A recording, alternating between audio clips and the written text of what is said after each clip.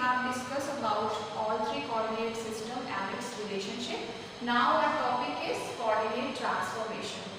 So before looking forward towards coordinate transformation, we have learned all these relationships so that we can easily transform one coordinate system into another coordinate system. So first one is Cartesian coordinate system, second one is cylindrical coordinate system, and third one is spherical coordinate system. And their corresponding points or variable we can say is here. x, y, z हम Cartesian coordinate system के लिए use करते हैं. अब तक आप इसको जान लीजिए कि कार्टेशियन कोऑर्डिनेट सिस्टम की बात होगी तो आपकी बेसिक x, y, z की बात हो रही है, यानी जो आप देखते हैं एक्सेस उसकी बात होती है. ठीक है.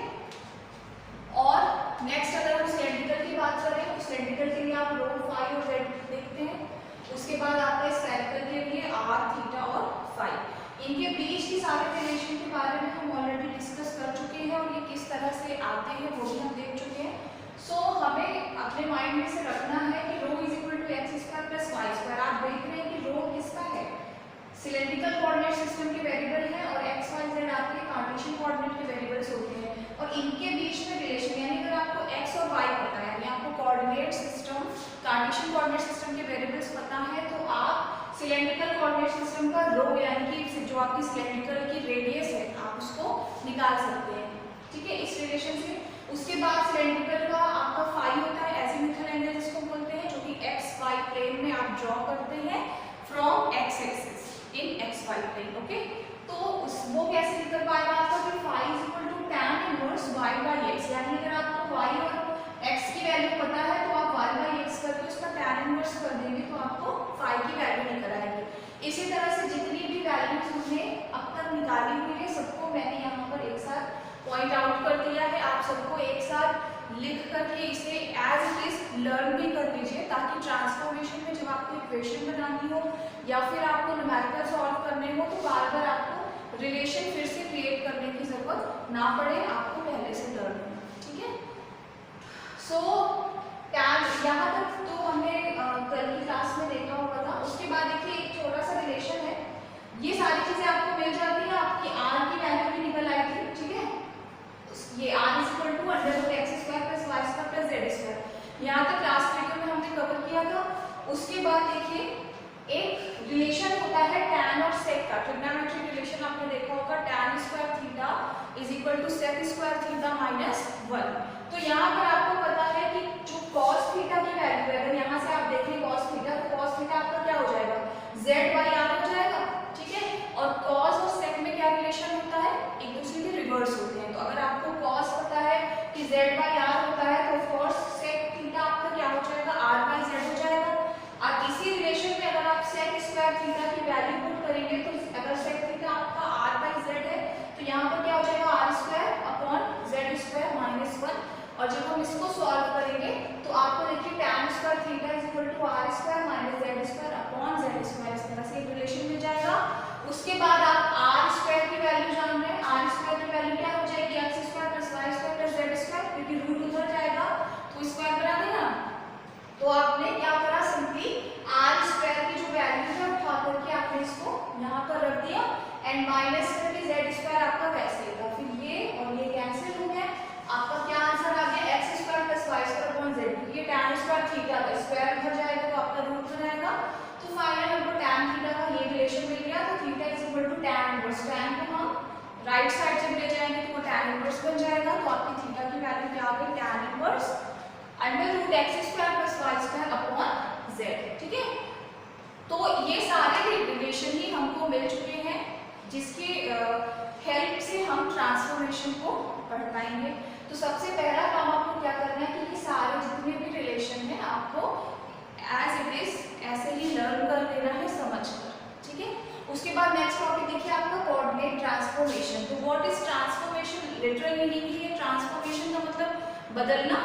तो हम यहाँ पे क्या बदल रहे हैं, वन कोऑर्डिनेट सिस्टम को अनदर कोऑर्डिनेट सिस्टम में. तो यहाँ हमारे पास तीन कोऑर्डिनेट सिस्टम है, कार्टेशियन, सिलेंड्रिकल और स्फेरिकल.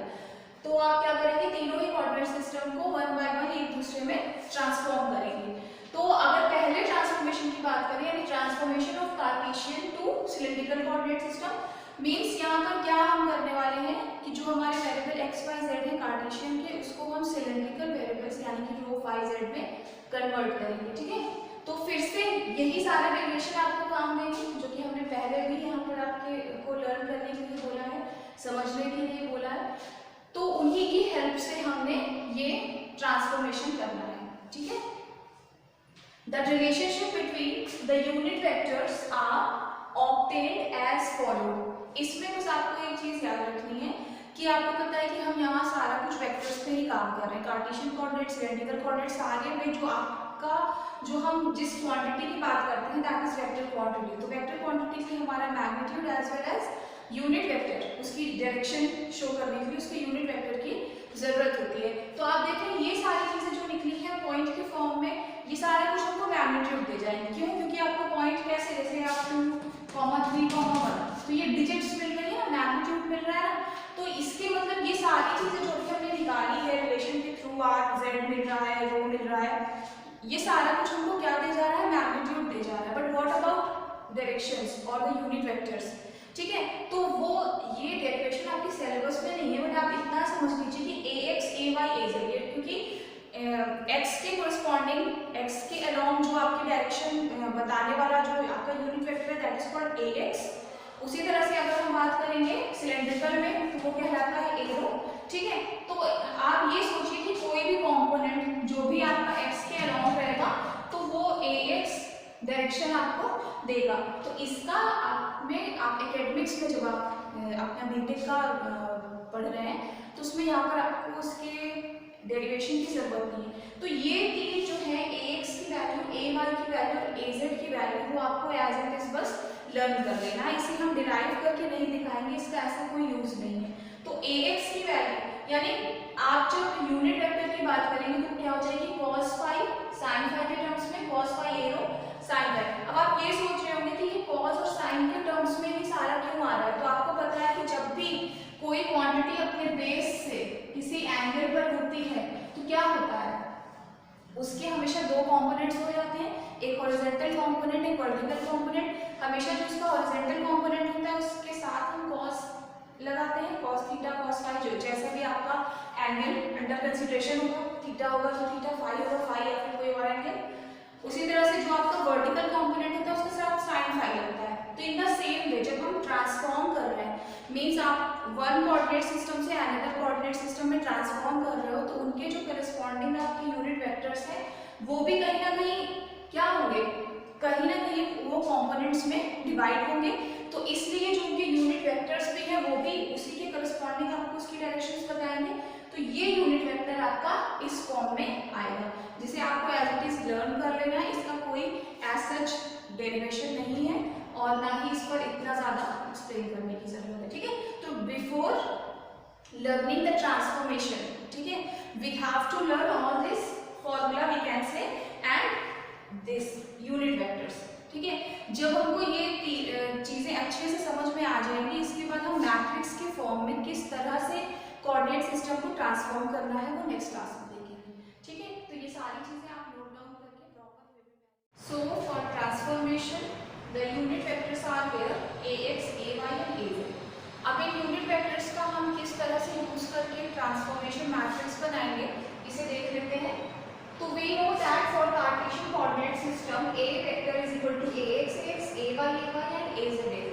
ठीक है, तो शुरुआती क्लास में, स्टार्टिंग की क्लासेस में हमने क्या देखा था कि जब हम वेक्टर क्वांटिटी की बात करते हैं तो वेक्टर क्वांटिटी क्या होता है कि it has magnitude as well as direction.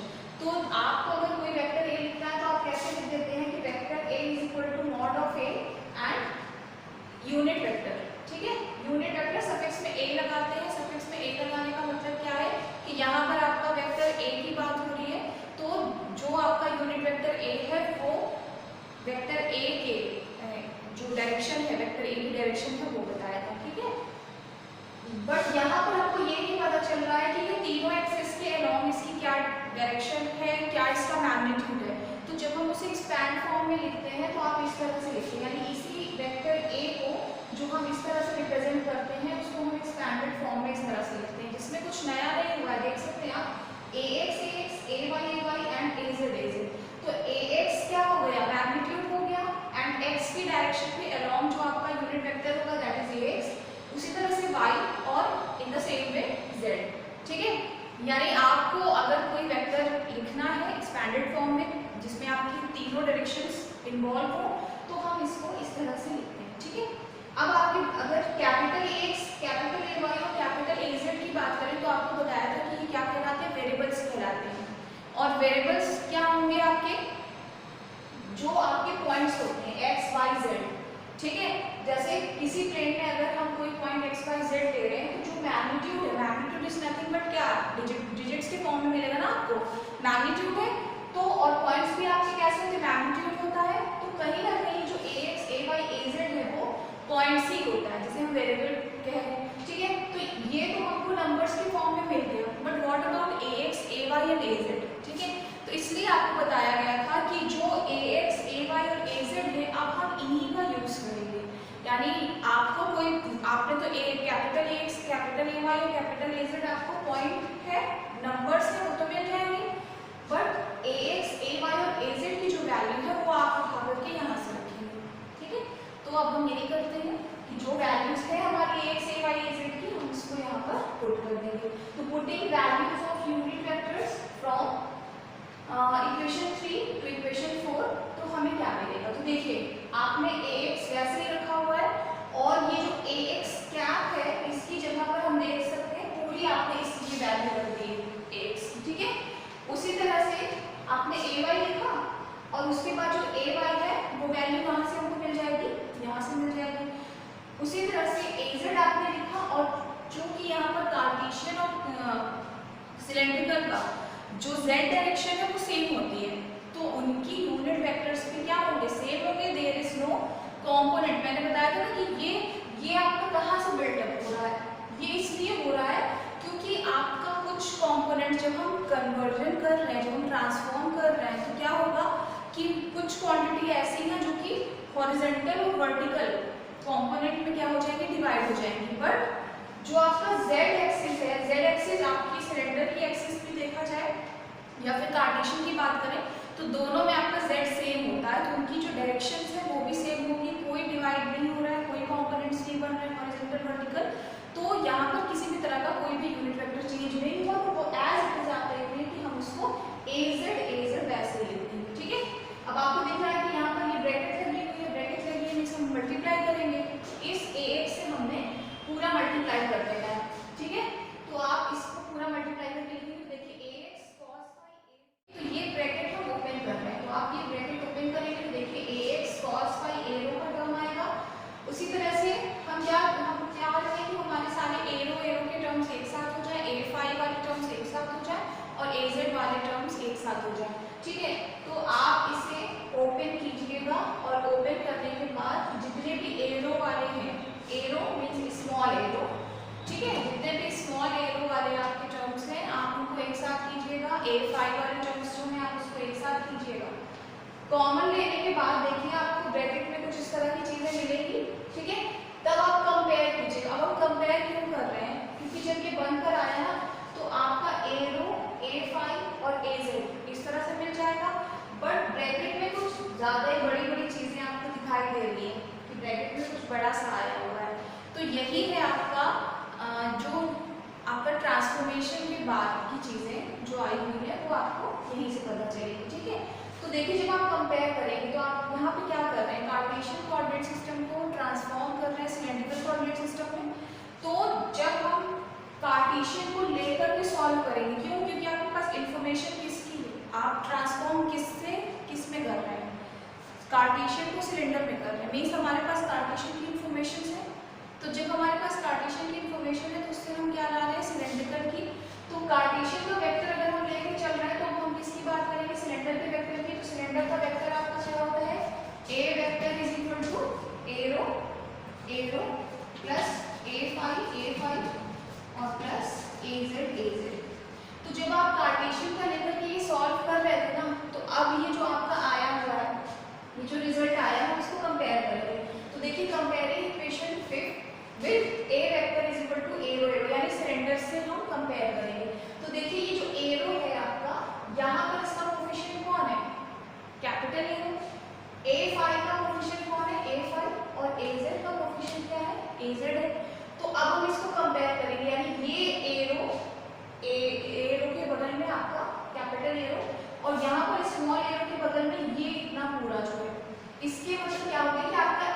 Value जो है ना वो उसके इक्वल होगी जो हमारा रिजल्ट आया है। उसी तरह से भी A5 की जो वैल्यू होने वाली है वो ये है, और AZ आपका सेम होगा थ्रू आउट, क्योंकि दोनों के पॉइंट सिमिलर है, x y z रो फाई z। तो z में तो कुछ करना नहीं है, तो आपको सिर्फ दो चीज़ों पर फोकस करना है, तो आपको इस तरह से वैल्यू मिलती है, यानी आपको A रो मिल गया, A5 मिल गया और AZ मिल गया। तो अब आप जब मैट्रिक्स पढ़ते हैं तो आप इक्वेशन से मैट्रिक्स बना लेते हैं, ठीक है, आप इक्वेशन से मैट्रिक्स बना लेते हैं। तो अब थोड़ा सा माइंड में आपको ये रखना है कि जैसे जब मैं बोलूँ y is equal to mx, ठीक है, ये स्ट्रेट लाइन का इक्वेशन होता है, y is equal to mx, means यहाँ पर आप x की वैल्यू को चेंज करेंगे तो आपको y मिलेगा। तो जो आपको मिलता कौन से, लेफ्ट साइड से मिलता है। तो अब अगर आप ट्रांसफॉर्म कर रहे हैं कार्टेशियन टू सिलेंडर, मीन्स आपको किसकी रिक्वायरमेंट है, क्या चीज़ आपको लेना है, सिलेंडर। तो मीन सिलेंडर आपका कहाँ रहेगा, लेफ्ट साइड। तो आपने सिलेंडर का एरो A5 AZ इस तरह से लिख दिया है, और ये कार्टेशियन से मिल रहा है, यानी इस वाली मैट्रिक्स, इस वाली आपकी जो ब्रैकेट में क्या रहेगा, कार्टेशियन रहेगा। उसी तरह से अगर आपको कन्वर्ट करना है Cartesian to cylinder, sorry cylinder to Cartesian, तो अब इसके मतलब हमारे पास सिलेंडर की इंफॉर्मेशन है और हमको क्या निकालना है, कार्टेशियन निकालना है। तो आपका कार्टेशियन इस तरफ से आ जाएगा, और इन दोनों के बीच रिलेशन क्या है, तो इसको कहते हैं ट्रांसपोज। मैट्रिक्स का ट्रांसपोज आपने पढ़ा होगा। तो मैट्रिक्स में क्या होता है, देखिए इसको कॉलम, इसको रो बोलते हैं, ठीक है, यानी हॉरिजॉन्टल अगर हम बढ़ रहे हैं तो हम उसको रो बोलते हैं, और इस तरह से अगर हम ऐसे वर्टिकल वर्टिकल देखते हैं तो ये क्या कहलाता है, कॉलम कहलाता है। तो जब किसी मैट्रिक्स के रो को कन्वर्ट करके आप कॉलम बनाते हैं, मीन्स अभी देखिए रो में क्या है आपका cos फाई sin फाई और 0, तो अगर मैं इसको कॉलम बनाती हूँ, देखिए यहाँ पे आपको क्या दिख रहा है, cos फाई sin फाई 0, यानी इसका रो और इसका कॉलम सेम है। तो जब हम रो को कन्वर्ट कर देते हैं कॉलम में और एक नई मैट्रिक्स बना देते हैं तो उसको कहते हैं ट्रांसपोज ऑफ मैट्रिक्स। तो यहाँ पर हम ट्रांसफॉर्मेशन पढ़ रहे हैं Cartesian to cylinder, but after doing that जब हम उसका ट्रांसपोज करेंगे तो हम सिलेंडर टू कार्टेशियन भी निकाल लेंगे, ठीक है। तो अब देखिए आप पहले इक्वेशन देखिए, आपके पास ये तीन इक्वेशन थी, इन्हीं इक्वेशंस का यूज करके आपने ये मैट्रिक्स बना रखी है। देखिए कैसे मैट्रिक्स बना हुआ है, एरो, तो देखिए एरो के टर्म्स में आपको ax का कोफिशिएंट कौन दिख रहा है, cos फाई। तो आपने एरो की इक्वेशन में ax का जो टर्म्स था cos फाई फर्स्ट नंबर पे लिख दिया, उसके बाद एरो वाले इक्वेशन में ही आपको ay का कोफिशिएंट कौन दिख रहा है, sin फाई, तो आपने sin फाई लिख दिया। उसके बाद एरो की इक्वेशन में क्या az का कोई कोफिशिएंट है, तो az है ही नहीं, इसलिए हमने वहां पर 0 लिख दिया, ठीक है।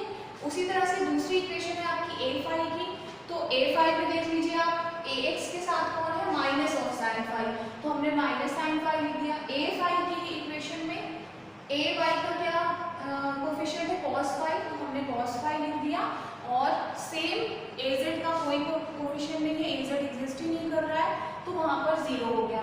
फिर तीसरी इक्वेशन देखिए az is equal to az, यानी यहाँ पर आपका x और y दोनों ही नहीं है, सिर्फ z है, तो देखिए x और y के प्लेस पे आपका 0 हो गया, और z का कोफिशिएंट कौन बनेगा, 1 बनेगा ना, ठीक है। az की जगह प्लेस पर आपका कुछ नहीं है, तो वो क्या बन जाएगा, आपका 1 बन जाएगा, ठीक है।